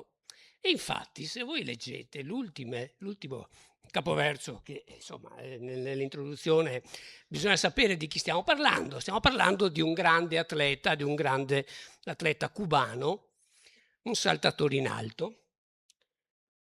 Le ultime 3 righe credo che siano divertentissime, scusate, mi metto a ridere da solo, ma Javier Sotomayor ha saltato 2,45 nel 93, record del mondo di salto in alto, tuttora valido. No? Dopo più di 30 anni il primato resta insuperato. Se questa non la capite, vi offro l'intelligenza degli elettricisti, così avrete un po' di luce. Allora, voglio dire, era chiaro che era evidentemente autobiografica anche questa, no? E quindi che lui sapesse benissimo che, come dire, il suo record del mondo sarebbe rimasto ben in vigore ancora per molti anni, questo credo che è una certezza sulla quale possiamo convergere. Bene, grazie. Intanto adesso passiamo ad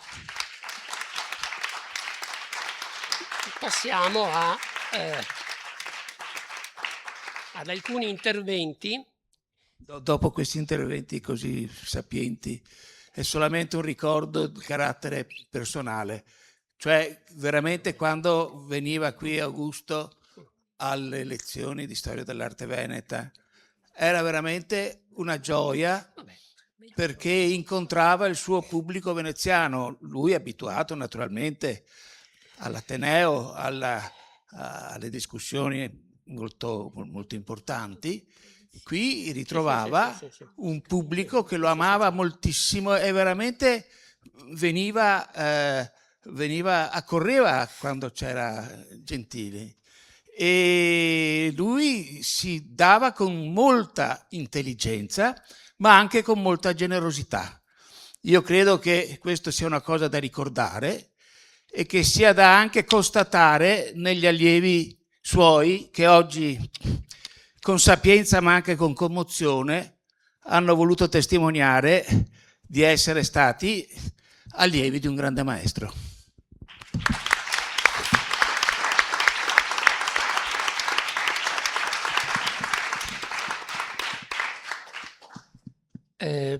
Petra Scheffer del Centro Tedesco di Studi Veneziani.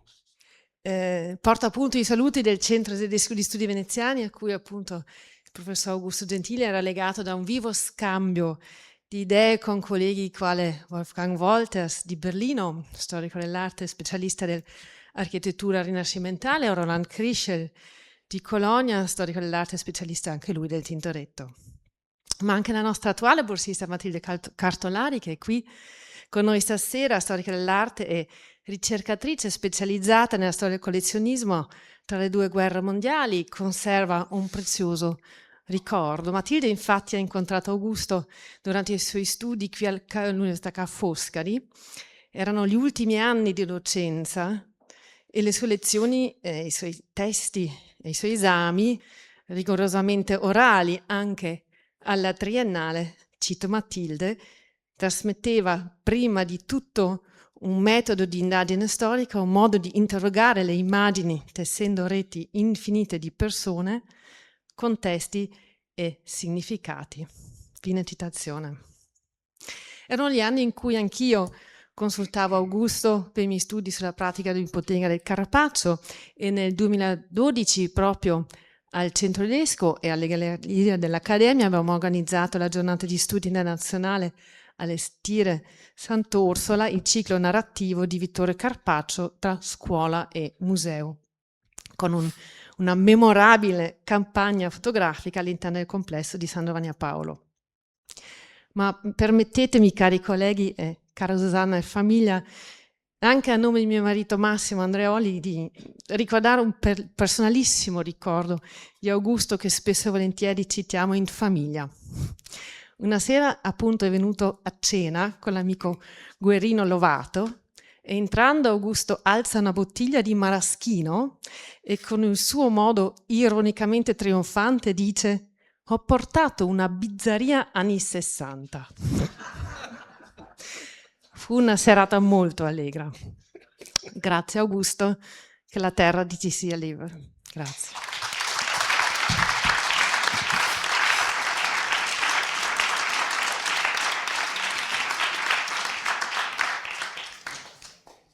E ora è il turno di alcuni giovani studiosi del Centro Studi Rive. Amos Mettifogo, Manola Zanchettini e Camilla Fattore. Un tavolo rotondo, qualche calice di buon vino rosso, tanti sorrisi e occhi pieni di gratitudine e di vita, di vecchi ricordi e di nuove storie, di sogni trasformati in realtà e di desideri ancora da concretizzare. Tra questi occhi ci sono pure quelli grandi e luminosi di Augusto Gentili, a tratti celati dal fumo di un suo dettaglio anticonformista, il sigaro. Sono alcuni brani dell'immagine del mio primo incontro vis-à-vis col professore, avvenuto nella lenta e paziente serata del 29 aprile 2022. Ricordo che senza rendercene conto siamo stati a parlare e ascoltare fino a notte fonda, io esclusivamente ad ascoltare. Ero ancora una timidissima laureanda magistrale. Per la prima volta nella mia vita alle prese con dettagli, contesti e significati.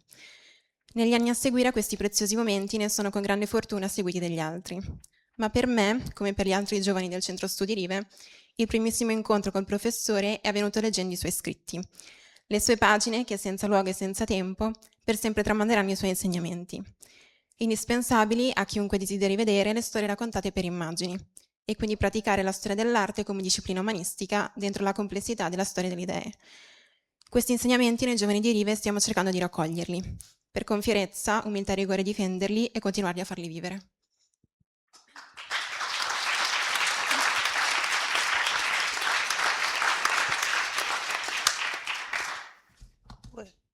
Un'eredità, la nostra, che potremmo perciò definire di traverso, ovvero mediata dalla lettura dei suoi scritti. Ma a dire il vero, spetta ai nostri docenti universitari, in primis, il merito di averci fatto incontrare Augusto Gentili, il suo metodo, la sua curiosità e la sua tenacia. Perché, come ormai abbiamo imparato, la pratica dell'iconologia contestuale esige non solo le più disparate competenze, ma soprattutto pazienza e perseveranza, le uniche qualità, in fondo, necessarie per addentrarsi nella storia, quella storia senza aggettivi. Ecco forse che la lezione più preziosa è stata quella di comprendere la storia dell'arte quale riflesso privilegiato del più ampio susseguirsi di eventi, pubblici e privati. Una storia che interseca quella delle idee, delle lingue, dei costumi, degli affetti e dei conflitti. Se le immagini si rivelano degli straordinari significanti, capaci di raccogliere in sé i segni che ci conducono oltre al racconto, oltre al simbolo, dalle storie alla storia, per citare Gentili, d'altro canto non è mai semplice comporre e ricomporre le sequenze e i percorsi individuati. Come per voi, veri gentiliani, anche per noi del Centro Studi Rive, l'incontro con l'altro, il gruppo, la condivisione della ricerca, ma anche il dibattito e lo scontro, si sono rivelati fondamentali per condurre il lavoro e per ripensare alla disciplina come un intreccio di voci, una passione corale.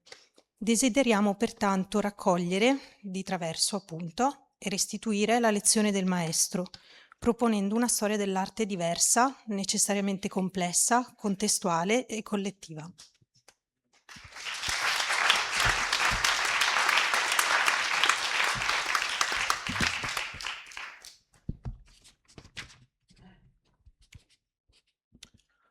Non ho frequentato i corsi del professore Gentili. Ero in prima superiore quando lui andò in pensione. L'ho conosciuto tramite i suoi testi e le sue conferenze caricate online, che ho letto e ascoltato più volte con grande ammirazione. Ho infine potuto incontrarlo dal vivo in un paio di occasioni, qua a Venezia.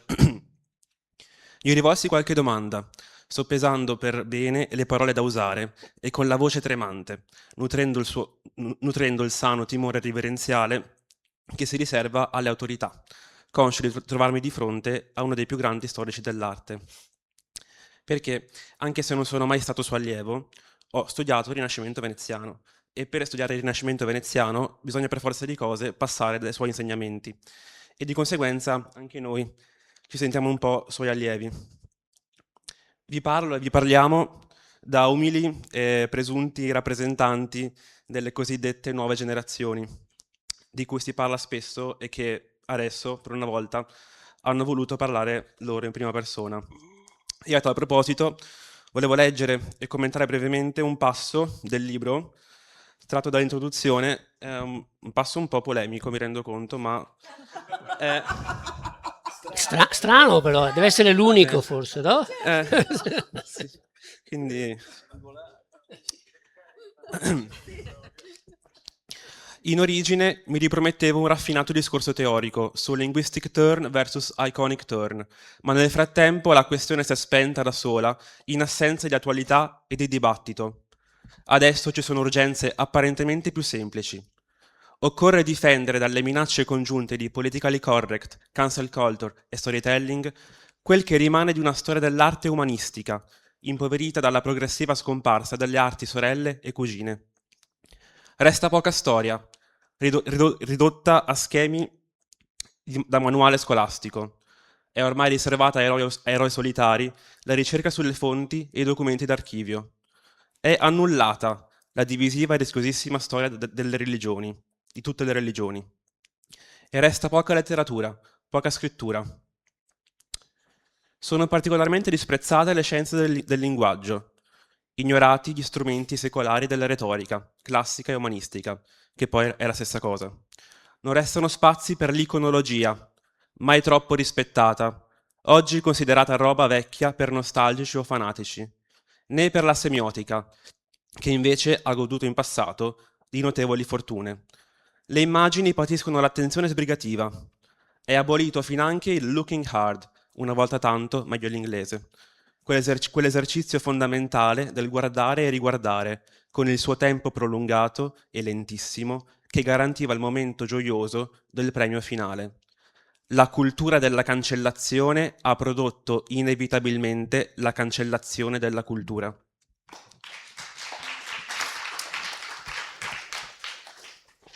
Mi rendo conto, non è un brano felice né ottimista. Quantomeno si tratta di uno sguardo lucido e realista, che ci tocca, noi, nel profondo. E permettetemi dunque un paragone con un dipinto amato dal professore. Come Remida assiste inerme allo scorticamento di Marsia, in questo brano Augusto Gentili osserva lo smembramento della stessa disciplina storico-artistica. Emerge sicuramente delusione, forse anche un tocco di rabbia. Ma se il quadro di Kromeritz, tanto caro al professore, rappresenta un monito finale di Tiziano, mi piace pensare a queste parole come a una sorta di ultimo e potente messaggio per noi giovani studiosi, una raccomandazione per il futuro, un impegno, un invito per cambiare questa direzione, o almeno provarci, nella speranza di vedere fiorire e sbocciare nuovi giardini di conversazioni in cui tornare a parlare liberamente di storia dell'arte, di immagini, della cultura e delle idee, che in fondo sono la stessa cosa. Grazie. Grazie molte, in bocca al lupo perché il sentiero sarà impervio se vi mettete già in questa dimensione. Va bene. Carlo Alberto Bucci. Buonasera a tutti. Io sono Carlo Alberto Bucci, sono un giornalista, sono stato allievo di Augusto Gentili, ho letto il libro. Vi volevo parlare di alcune cose assolutamente minime, piccole di questo libro. Mi sono appuntato esattamente perché immaginate una cosa, per uno che come tutti noi si deve laureare e ha davanti a sé un modello, che è quello del suo professore, che scrive in maniera divina e quindi ognuno cerca di scrivere come lui e quindi si accorge che è impossibile e cambia completamente o addirittura insegnamento cattedra va via, o se rimane cambia comunque stile. Io mi sono appuntato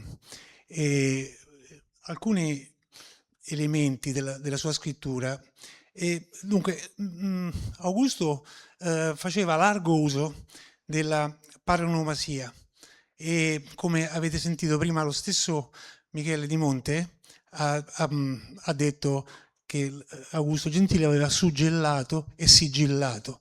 Il gioco di parole che sono simili, suonano in maniera quasi uguale, ma un piccolo cambiamento rende ancora più morbido, molto più efficace, e nel libro ne ritroviamo diverse di questi paronimi, uno dei quali è proprio parte da Plinio, la storia dello scoiattolo, e appunto che attua una previsione, una provvisione, previsione della tempesta e poi provvigione, e tira dentro diciamo, le cose da mangiare, le noci, in vista dei momenti peggiori.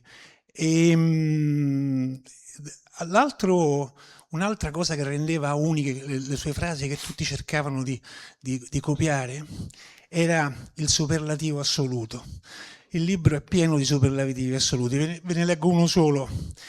E quando nel capitolo quello più hot, quello delle flore e delle dipinti matrimoniali, dice: la camicia bianca, intimo fra virgolette, di uso corrente, ultimo fragilissimo baluardo che lo sposo sarà chiamato ad abbattere. Io dico, ma perché non basterebbe, cioè, poi una camicia non è fragile, al limite è lieve, no? Fragilissimo perché lo sposo gliela strappa, ecco perché, e pensava un'altra. E quindi ne ho letto solo uno, ma il superlativo assoluto. E un altro elemento che sempre in questa scrittura meravigliosa mi ricorda proprio lavorata, perché poi, ecco perché poi lui spesso quando riscriveva, quando riproponeva un libro, usava testi che aveva già scritto, talmente faticoso scriverne uno che poi lo riproponeva più o meno identico, lavorando molto per esempio sulle note. E questo libro ha delle note meravigliose dove lì sono tutte cose nuove, laddove invece nel libro magari alcuni saggi, proprio questo qui sulla sfera femminile, è praticamente riproposto quasi identico a quello presentato nel catalogo della mostra sulla Morsacco e l'amor profano del Palazzo Esposizioni. Ecco, l'altro era l'uso degli avverbi, l'avverbio proprio che suonava bene. Vi leggo questa frase sempre nel capitolo a luci rosse. Bartolomeo Veneto rappresenta una flora adolescente e quasi sbarazzina, dal seno coerentemente acerbo, ma dallo sguardo sufficientemente assassino e dal gesto elegantemente intrigante. Cioè, sentite come suonano bene. E finisco. Me li sono segnati a penna perché il libro poi era difficile e pesante da portare in treno. Finisco con il capolavoro, la Trinità, le tre età di Augusto ed è l'aggettivazione. Allora, la schiavona, che prima Costanza ha citato, scrive Augusto, e dal momento che la figura è robusta e certo l'abito non la snellisce, il risultato è quello di una presenza forte, imponente, assertiva. pagina 44, pagina 45. Ma le flore della pittura veneziana hanno altre caratteristiche comuni. Espongono un seno, porta dell'anima e del cuore, segnale di fecondità offerta d'amore, e che un seno sia scoperto e l'altro coperto non significa antitesi tra volontà e virtù, ma con presenza di erotismo enunciato, offerto, vissuto, ed erotismo moderato, sorvegliato, regolato. Le flore di Tiziano e Palma sono appunto floride, mature, consapevoli. Ora, omne trium perfectum, dicevano i latini, ed è proprio, ho googolato, ci sono le scuole di scrittura che insegnano che bisogna sempre infilare il numero 3 sia negli aggettivi sia nelle costruzioni dei romanzi, e a lui gli veniva naturale, perché poi effettivamente, fateci caso, se tu devi fare un aggettivo, no? Ne metti 2, suona male, se metti 4 sono troppi, 3 effettivamente è proprio... Quindi io devo dire che finisco questo intervento abbastanza così colorato, no?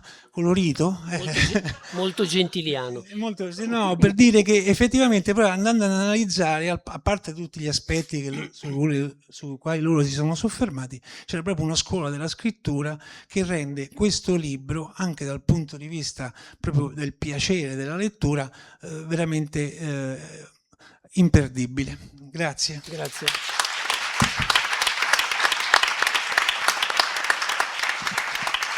Grazie a Carlo Alberto Bucci. Io ho ancora iscritto Francesco Mozzetti. Una poesia di Gianni Clerici che dice: chi è in grado di sentire il suono del colore può vivere felice difeso dal dolore. È una poesia che Clerici dedica alla pallina da tennis, al colore che ha sui campi di Wimbledon in particolare. Ecco, vabbè. Augusto, lo sapete tutti, era un grande appassionato di tennis, e infatti io gli dicevo: Augusto, dovresti scrivere un libro sui ritratti dei tennisti, perché lui ne faceva di straordinari, insomma, da McEnroe a Panatta, va bene. Quindi lo avrebbe dovuto fare e sarebbe stato un libro di grande successo, ecco. Improvvisando direi che sostituirei alla parola colore ricerca. Chi è in grado di sentire il suono della ricerca può vivere felice difeso dal dolore. Questo penso che sia il dono più grande che Augusto ci ha fatto, cioè renderci la vita più felice, anche se è molto difficile difenderci dal dolore della sua perdita. Quindi grazie Augusto.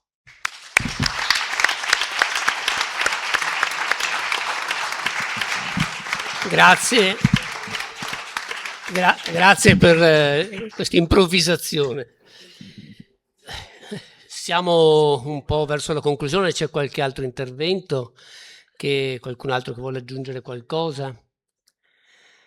Sono quasi 2 ore che siamo qui, penso che abbiamo detto tante cose e che forse con questa cosa un po' ironica giocava anche a calcio Augusto, no? Aveva giocato a calcio, non poteva che fare il numero 1 nella Lazio, mi pare, no? Sì. Però lo prendevo un po' in giro perché la Lazio non è proprio il massimo della democrazia come tifoseria. Sì, quindi ecco, credo che con questi ritratti finali possiamo concludere, se non ci sono altri interventi. Io vi ringrazio davvero tutti. Quella panchina che mi è stata alle spalle in modo guffesco qui tutta la sera. Vi ringrazio tutti di questa serata, che è stata molto divertente, oltre che ricca di significati e di emozioni. E ovviamente ringraziamo Augusto Gentili.